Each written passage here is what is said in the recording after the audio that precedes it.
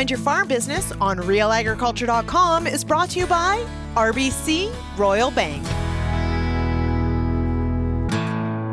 Welcome to the Mind Your Farm Business podcast, brought to you by RBC Royal Bank. I'm Sean Haney, founder of RealAgriculture.com and host of Real Ag Radio on Rural Radio 147 Sirius XM. You can find more episodes of this podcast by going to mindyourfarmbusiness.com. Want to have some fun? Let's create a budget. Not really. So many of us business owners like working in the business, growing the best crop we can, raising livestock to the best of our abilities, but creating a budget for the year ahead, that sounds painful. Guess what? We're all hurting ourselves. We're hurting ourselves by avoiding this practice. Today's topic is all about budgeting and how refining the practice of building a financial plan for the year ahead can be so powerful and lead to better decision-making throughout the year, no matter what variables are thrown at us by Mother Nature or alike. Today's guest is Mark Wobick. He's a partner at MNP. Mark is a farm management consultant with MNP's agricultural services team in Lethbridge, Alberta. Working one-on-one with farmers and agribusinesses, Mark advises on a wide range of business issues, helping his clients optimize their production, control costs and risk, and effectively marketing their products. Let's get to the conversation and talk budgeting with Mark Wobick from MNP.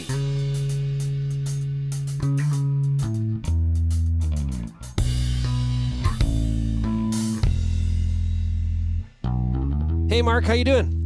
Good, Sean. Nice to see you again. Good to see you too. Okay, Mark, so today we're going to talk about budgeting on the farm. And at MNP, you do a lot of this with clients across a broad section of agriculture. I think a lot of times we've got a whole bunch of people on the pendulum here. We've got people that are like hardcore, I want to know my numbers, I got to put together a plan, and all the way down to I have my budget in the back of my mind, and I know it, and we'll see how it goes. Is that a kind of a good description? It's a pretty wide swath here. Boy, that would be pretty telling, I think. Yeah, I don't think not a lot of consistency in terms of what people do, but lots of people do some budgeting, and I think there's lots of back of the napkin type stuff for sure. And in some cases, I think, maybe because people have been successful, they don't do it as often, but then very successful people will do it. So I think you've got kind of a wide swath of why people are do or don't. Yeah, I have to, for my own business, I got to force myself to do it. Like it's I got to get myself in the mindset. What am I actually trying to accomplish? Why are we doing this? And all that kind of stuff. So like anything else, you can get very distracted because you can always find a reason to do something else when it's something that you should be doing on your own. Oh, isn't that the truth? Isn't that the truth? Okay. So when we are going to develop a budget for our farm, what are some of the important considerations? I think a lot of people do the revenue one a lot because it's production. Well, if I get this yield per acre and I sell it for this, oh, geez, that's a pretty good number per acre. And that's kind of sometimes how they run. But it needs to be, or it should be a little bit more detailed than that. What are some of the things that people got to think about when they're putting together a budget? Well, I think part of it, what we just talked about doing, is probably a key thing. Getting started. It's kind of like exercise, it's sometimes it's really good for you. And if you can do it consistently, it's better for you. I think, there's all kinds of different budgets out there, like in terms of, what should you do? Sure. A revenue one is good, but I think the most common one that we would see is income and expense, some kind of an income and expense budget. How do they use those income and expense budgets? If it's for planning, do they use it for performance management as the year goes on?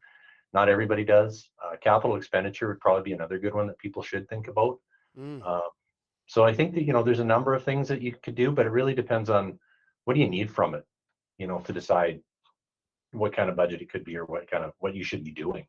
Yeah. So what I need from it, what are some possible answers to that question? That's a good one. Well, yeah, I think in terms of, there'd be a number of examples. Do I want to, if I'm just a crop farmer, maybe you can apply this to any kind of operation, but what do I want to know what best crop to grow? What's my most profitable crop? I'm going to go through a large, debt is high right now. Interest rates are going up. maybe I should have a capital budget. Maybe I should understand what's coming down the pipe and how much it's going to cost me, and have that communication tool for the bank, and be able to identify some of the things I need and why.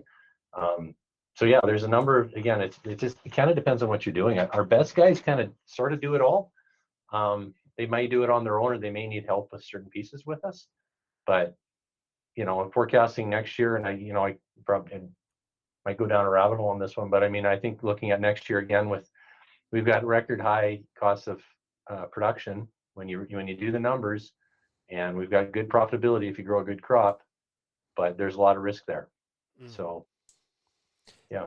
In your experience, I would imagine you would see a lot of people forecasting the revenue side, but it's figuring out what the costs are, the expense side of the budget, that is a little bit more painful to put together for people. Yep, for sure. Especially if you're on a mixed farm.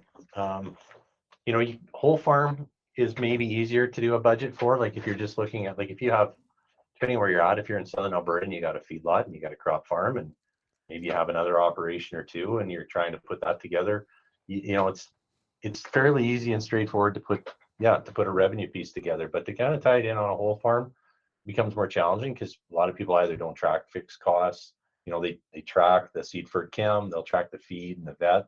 In many cases, those are easy to do, but that is a challenge for sure, is when you've got to kind of get more specific, taking from the broad and into something that's actually kind of can be more of a useful tool. It's a lot more challenging to do. Yeah.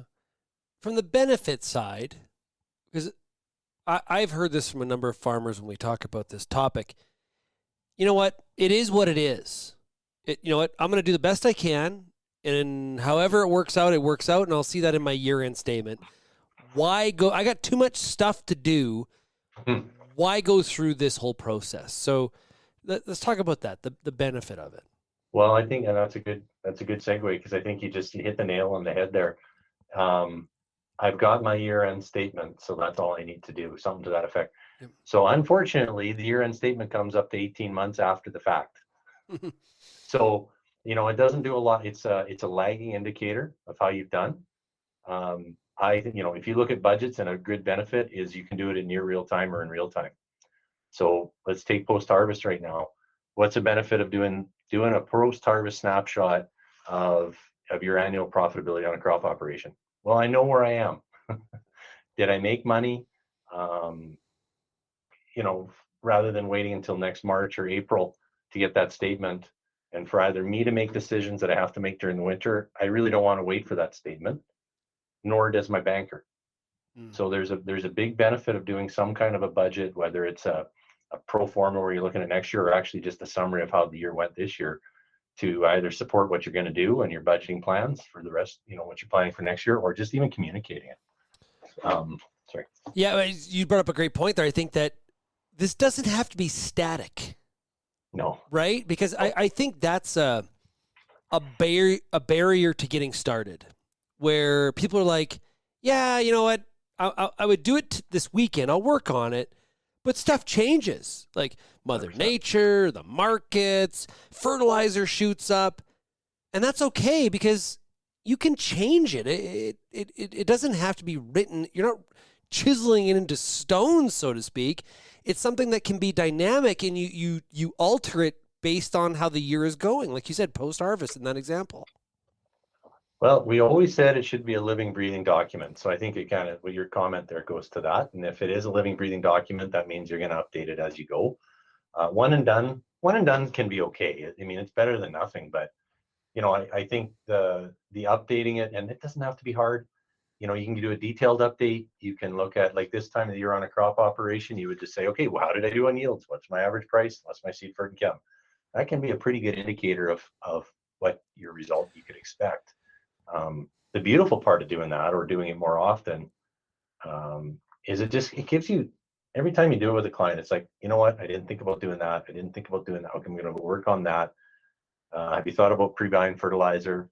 Have you thought about contracting grain? Have you thought about these things? It brings some discipline to kind of what you're saying, like, guys avoid it and don't want to do it. And especially in the middle of summer, when in production season, guys definitely try to avoid doing a budget update. But it could be the most important time. Yeah. Yeah. You know? Well, because it can lead to decisions on crop marketing, Yep. the pace of it, cash Yep. flow, like Yep. you said capital acquisition, those kinds of things, right? That it all very much ties together because it gets you out of just looking at your bank balance and saying, oh, I'm doing well or not well, because that's not Yep. the way to manage the business. Well, for sure. And I think, you know, you can look at canola as an example this summer. I mean, guys were scared of contracting canola after last year, regardless. But if, you know, if they took the time to understand the risks and some of the safety nets they have. But if you look at it, if you were, I think we peaked around 23 or $24 a bushel, you know, and that went away, you know. So just looking at it and seeing what that profit potential is and how you can maybe manage the risk, that can be, you know, you get $3 or $4 a bushel on top of what today's prices are. There's a lot of profit to be made and take a lot of risk off the table for your cost of production when they're high. We'll get back to the Mind Your Farm Business podcast, but first a word from our sponsor, RBC Royal Bank. This episode of Mind Your Farm Business podcast is brought to you by RBC. As an agricultural producer, you're putting a lot of thought into your operation every day. You probably have more than a couple of ideas on how to handle challenges, like market fluctuations, unexpected weather, or simply weighing the pros and cons of adopting new technology. But knowing where to start? That's where a solid risk management strategy can help. Visit rbc.com/risk management to learn more. You know, making marketing decisions based on margin and not just what I think is a good price. There's a difference there, and the budget plays a role here. Yeah, 100%. And it is an eye opener right now. Like, so we would have worked with a guy yesterday, and you know, they had a really good year, but their cost of productions are really, really high. And you know, you look at wheat, for example. If it's an eye opener for what it is today, but it's what could be coming down the road. Their break evens based on prices today, I think we were using $11.50. You know, they need like, I think it was a 40 bushel crop to break even. Mm. You know, and if prices go back to where they were, remember $6-7 wheat? Oh, yeah, I remember it. Yeah. Yeah, they need like $75 or 75 bushels to the acre. So it is a little bit of a wake up call too. Like, you know, you had a good year this year, and that's interesting. But what does that mean for next year? Because cost of production aren't probably going down. Prices could go down. They could, but, yeah, absolutely. Yeah. So there's risk there, and then you can start to talk about those things. And the example you're just using is a good one because you're exposing us to some sensitivity analysis. So having your budget and your forecast and altering a variable. Okay, what if my yield is, you know, maybe a little bit lower than I thought, or a little bit higher than I thought, or on the price end, what I sell stuff for? That allows you to kind of get a good perspective too on the range of what those numbers could look like. Yeah, 100%. And I think, you know, for guys that don't have any debt, which is very few, you know, they don't have a stakeholder called a banker that it matters to. Like, running those sensitivity analysis matter. You know, you look at, you know, if they're just trying to figure out what the debt service ratio should be, so the ability to service their debt and pay the bank back on a given year. If, you know, let's do some sensitivities and say what happens if yields drop or prices drop, and then what's the impact of that? Because that helps me set the stage for my risk management, for my marketing plan, maybe even locking in my cost of production. Yeah, so there's all kinds of things that sensitivity can tell you. And I think what we did particularly in the last year, believe it or not, we did a lot of what if interest goes from 3% to 6%? Mm. And everybody said that'll never happen. Oh boy, yeah, never say never. I mean, yeah, well, who'd have known? What are some of the other practices that you see around budgeting with some of your clients that you consider like those really good financial farm managers? They've got, you know, pretty good financial literacy. They're kind of engaged in this process. What are some of the other things that they are doing? Well, I think one of them is just it's a communication piece, to be honest. Like, they could, you know, clients don't necessarily hire us because we're smarter than them. They might not have the time to do some of this stuff, or a process around it that makes it very efficient. And it's a communication piece. So they use it as a communication to a first stakeholder. Maybe it's other people in their family. It might be their banker, because that starts to set the stage for understanding, what their needs are. And, if we use the banker for an example, it's like, oh, okay, I understand what's happening. I understand what's going on. This is actually a really good communication document. I know your capital budget. I know what your projected budget is for profitability. And I know where, okay, if things don't go right, why we need to maybe look at your debt structure and structure it so that something goes wrong, you're not going to be in trouble. So I think the better guys are kind of including more people in the communication loop, doing some very common basic stuff, but getting more and more people involved and up to speed. Yeah. What's some of the mistakes you see? What are some of the pitfalls, the things to avoid in this area? Well, a couple of them. So one might seem obvious, math. Not doing the math right. I mean, it's almost silly, but sometimes people just make mistakes when they use Excel. Oh, I hate when that happens. You get ahead of yourself. You're like, okay, I knew that had to be wrong. That was too good to be true. That formula didn't work. So I mean, that's just human error. But I think one of the ones that I'd say is, I think using industry numbers to say that, using industry numbers is good enough isn't good enough, because you could be on either side. Industry numbers is an average, right? Like, so, head in the fire, feet in the furnace, or in the freezer, and on average you're okay. But that doesn't mean that that's the right number for your business. So if you're using averages to try to make business decisions for yourself, it doesn't work very good. So I'd say is it a common mistake? It's not necessarily a mistake. It's better than doing nothing, but it's almost like the coffee shop talk. It's like, okay, it's good, it's something, but it's not right for you. And so don't believe it's right for you. You should actually ground truth it and see what your number is, or whatever the outcome of that is. Yeah. And as you do it over the years and you compare, I know what I find is that is you start to tag years together and you learn on, when you do have variances between the budget and the actual, you learn the why of that. As time goes on, you actually become better and more accurate in putting that together. It's sort of like an estimator would be. If you were a construction company and you were estimating, probably the first time you estimate a project, you're sort of like, oh boy, there was that one wrong. And as time goes on, you know what, you just become better because you got some experience under your belt. And I think budgeting on the farm, it's kind of similar that way. You get into the practice. Back to that exercise thing you talked about. 100%. And I think it's like, I think we come across a lot of people that say, well, how do you expect me to do that? How can I do that? And I think going to your construction example, it's like, okay, if I'm going to go if I hire somebody to build a house, what do I expect? I expect the budget, right? They've got to do some future estimation, and they got to come back and say, we think it's going to be this. It's no different for a farm, right? They should be able to do that, and they actually need to be able to do that to kind of see where they're going to be, because I think it's expected when you go in any other part of the business that they deal with. It's expected. And so once you get over that, well, it's hard and I can't necessarily do it, or I don't know how, you gain experience and it becomes a lot easier. And we find, and you probably find the same thing, is, you template something, you can reuse it. Yeah. Right. There's a convenience factor there. So you have an education piece. So you've done it once. Okay, I enhance it next year, but I've gone through it. I've got it built. Now I just need to do it again to the exercise. I don't have to put the bike together every time I go biking.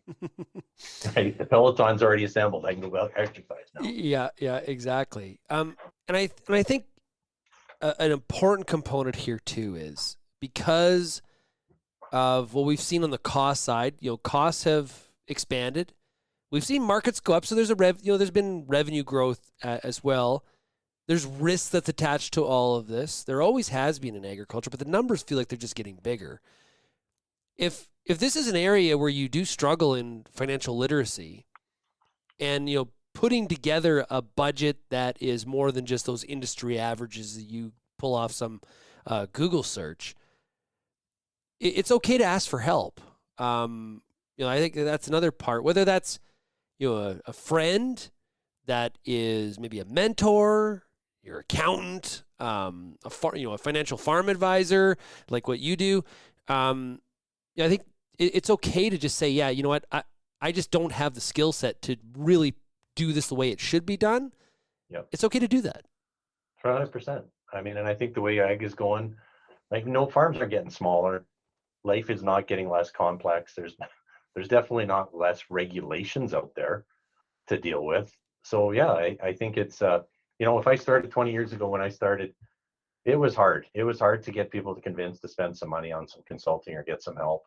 It's less hard now because I think there's just so many things going on.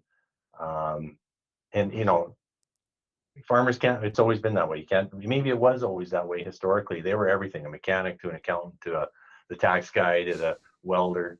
They're just not that way anymore. Like, they definitely transitioned to more in terms of more intensive management and really good managers, as opposed to the doers of everything. So this is no different. I mean, reach out for help. There's no shame in it. And the guys that do it, I think they actually, most of it seems they quite enjoy it. Yeah, it's elevation through delegation. Absolutely. Yep. Hey, Mark, thanks so much for joining us here today on the Mind Your Farm Business podcast. Really appreciate it. Yeah, well, that's great. I'm glad you had us. Working on building a budget from scratch seems like nails on the chalkboard to many, but with repetition, experience, and positive affirmation, a budget can be so powerful. Whether it's for capital budgeting or income budgeting, budgets provide you with decision-making clarity given what you know today. Here's the best part. It's a living document. It's not written in stone to be put in a museum. It's for you to look at, adjust, and change based on how the year progresses. I hope you enjoyed today's episode.